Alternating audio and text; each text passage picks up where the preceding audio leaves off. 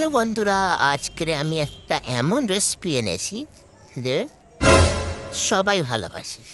আজকে আমি French fry বানাতে নিয়েছি।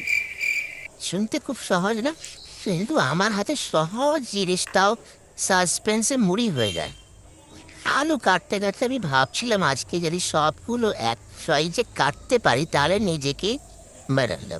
শেষে কিন্তু দেখলাম কোনোটা লম্বা কোনোটা মোটা, একদম চেনাই যায় না যেটা আলু।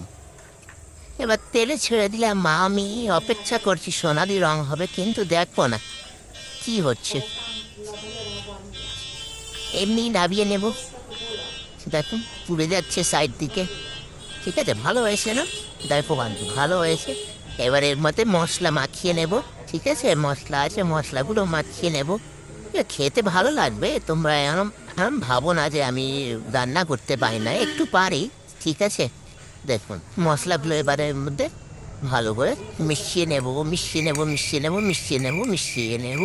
চামচ দিয়ে। যা বাবা, ক্যামেরাটা আমার কোন দিকে আছে বলো তো? হ্যাঁ, ভিডিওটা পুরো আসছে, আসছিল না।